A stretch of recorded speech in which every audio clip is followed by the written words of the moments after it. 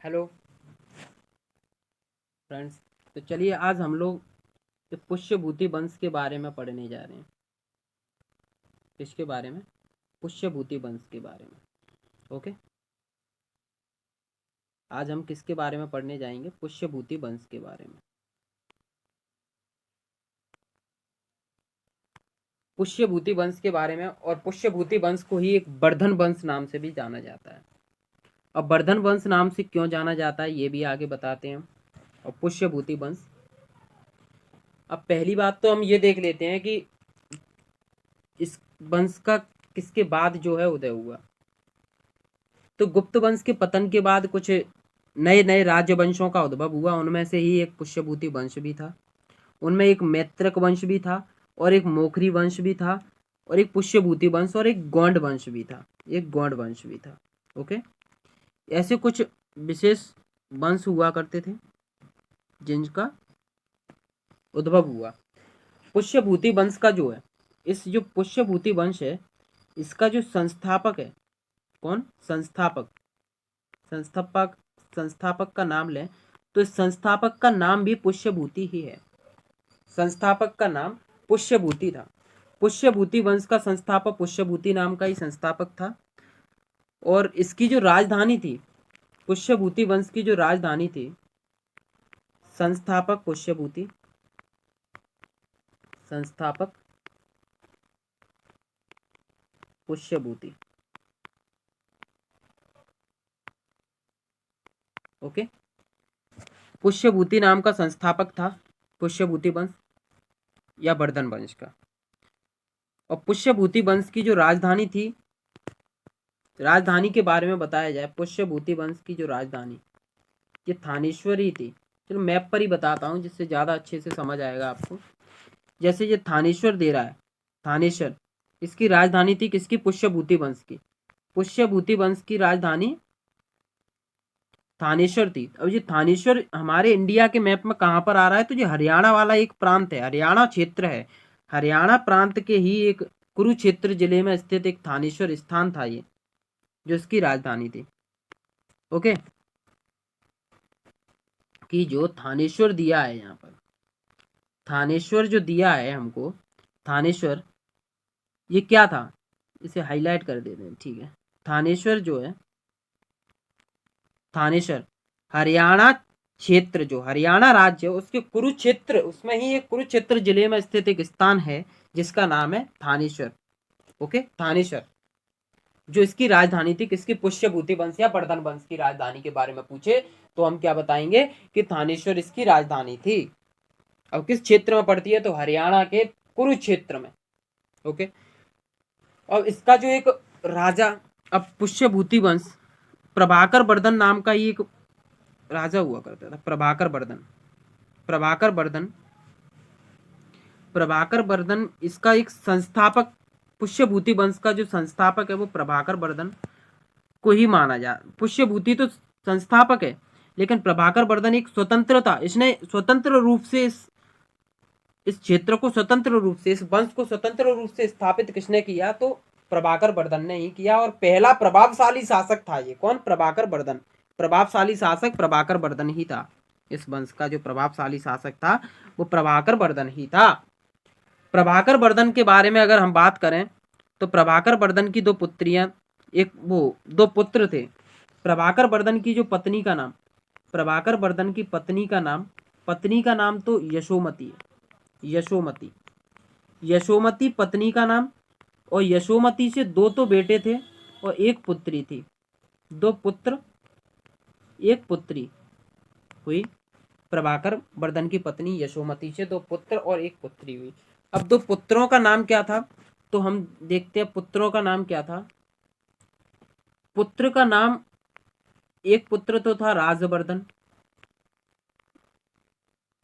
राज्यवर्धन, राज्यवर्धन। और एक पुत्र का नाम था राज्यवर्धन, और दूसरा जो पुत्र था उसका नाम था हर्षवर्धन। हर्षवर्धन। ओके, क्या नाम था? हर्षवर्धन। हर्षवर्धन। अब क्या हुआ कि जो राजश्री थी, इनकी बहन जो थी, राज्यवर्धन और हर्षवर्धन की जो बहन थी, राज्यवर्धन और हर्षवर्धन की बहन,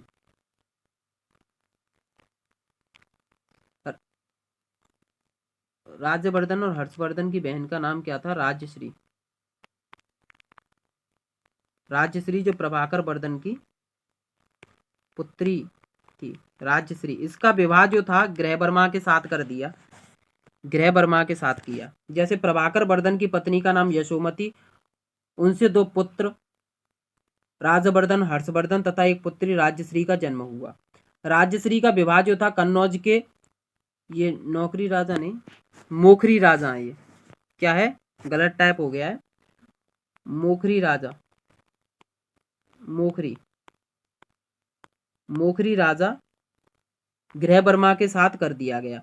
अब मालवा का जो शासक था देवगुप्त ने गृह वर्मा की हत्या कर दी और राजश्री को बंदी बना करके कारागार में डाल दिया। बंदी बना करके जब कारागार में डाला तो राजवर्धन को बहुत बुरा लगा। इस बात का पता चलते ही राजवर्धन ने क्या किया, देवगुप्त की, जो मालवा का शासक था देवगुप्त, उसकी हत्या कर डाली, उसे मार डाला। परंतु देवगुप्त का जो मित्र था गोंड राजा शशांक, उसने राजवर्धन को धोखा दे करके उनकी हत्या कर दी। अब राजवर्धन की मृत्यु के बाद, राजवर्धन की मृत्यु हो गई, उसके बारे में पता चला हमारे हर्षवर्धन जी को। तो हर्षवर्धन जी उस वर्ष 16 वर्ष के ही थे। हर्षवर्धन जो उनका भाई था वो 16 वर्ष का था, 16 वर्ष का था हर्षवर्धन। हर्षवर्धन 16 वर्ष का था और उन्हें 16 वर्ष की अवस्था में ही थानेश्वर की गद्दी पर बैठना पड़ा, गद्दी पर बैठना पड़ा, बैठे। और इन्होंने परम भट्टारक नरेश की उपाधि धारण की, जो कि इनके पिताजी ने भी की थी। परम भट्टारक और महाराज अधिराज, ये परम भट्टारक और महाराज अधिराज की 2 सम्मानजनक उपाधियां धारण की। किसने की थी? ये प्रभाकर वर्धन ने। प्रभाकर वर्धन को ये 2 उपाधियां थी, प्रभाकर वर्धन ने ये 2 उपाधियां धारण की थी। प्रभाकर वर्धन 2 उपाधियां धारण की, परम भट्टारक और महाराज अधिराज। और परम भट्टारक नाम की उपाधि हमारे हर्षवर्धन जी ने भी धारण की। और शशांक, जो हर्षवर्धन था, हर्षवर्धन ने जो गोंड शासक थे शशांक, शशांक की मृत्यु करके कन्नौज पर अधिकार कर लिया और उसे अपनी राजधानी बनाया। कन्नौज को ही उन्होंने अपनी राजधानी बनाया। कन्नौज को, कन्नौज वाला जो क्षेत्र है, इसी को उन्होंने अपनी राजधानी बनाया। किसने? हर्षवर्धन ने। हर्षवर्धन का जो साम्राज्य का जो शासन काल है, हर्षवर्धन के साम्राज्य का जो शासन काल है, हर्षवर्धन 606 ईस्वी में, 606 ईस्वी में थानेश्वर की गद्दी पर बैठे थे और उन्होंने कन्नौज को अपनी राजधानी बनाया। बाद में 606 पर थानेश्वर की गद्दी पर बैठे और 647 तक वो उनका शासनकाल रहा, 647 ईस्वी तक। ओके। अब क्या हुआ, जो कन्नौज पराजित तो उन्होंने कर दिया और कन्नौज पर अधिकार भी कर लिया। कन्नौज का ही मोखरी राजा था गृह वर्मा, जिसे मारा गया था और इसने शशांक ने उसे हड़प लिया था। और हर्षवर्धन और पुलकेशन द्वितीय के बीच में एक युद्ध हुआ। किसके बीच में? हर्षवर्धन और पुलकेशन द्वितीय के बीच में, हर्ष और पुलकेशन द्वितीय के बीच में।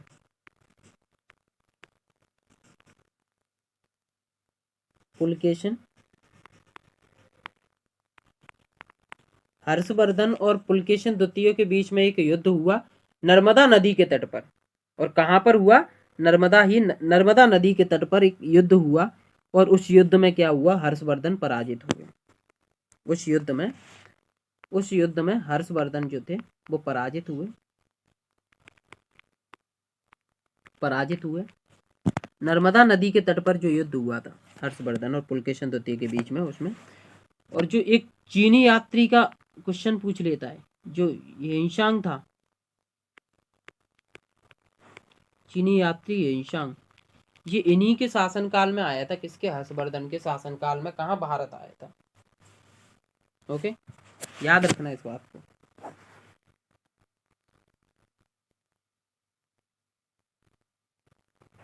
हर्षवर्धन के समय ही जो प्रति 5वें वर्ष जो था, एक जो यहाँ पर प्रयाग था, प्रयाग क्षेत्र जो था, प्रयाग में हर्षवर्धन, ये जो प्रयाग वाला क्षेत्र दे रहा है ना, यहाँ पर ही एक प्रत्येक 5 वर्ष में एक आयोजन किया जाता, समारोह का आयोजन किया जाता था, जिसे महामोक्ष परिषद कहा जाता था। जो हेनसांग चीनी यात्री आया था इनके ही शासनकाल में, वो 6वें समारोह में सम्मिलित हुआ था। कौन से 6वें समारोह में सम्मिलित हुआ था। और इनका ही जो जो ये था ना, हर्षवर्धन, जो हर्षवर्धन थे, हर्षवर्धन का एक दरबारी कवि था। कौन था दरबारी कवि? जिसका नाम क्या था? दरबारी कवि का नाम था बाणभट्ट। और बाणभट्ट की 2 रचनाएं भी हैं। बाणभट्ट की 2 रचनाएं भी हैं, 2 पुस्तकें भी लिखी हैं इन्होंने। एक तो कादम्बरी है, कादम्बरी, एक कादम्बरी है, और एक इनकी ही रचना जो है हर्षचरित। अरे हर्षचरित,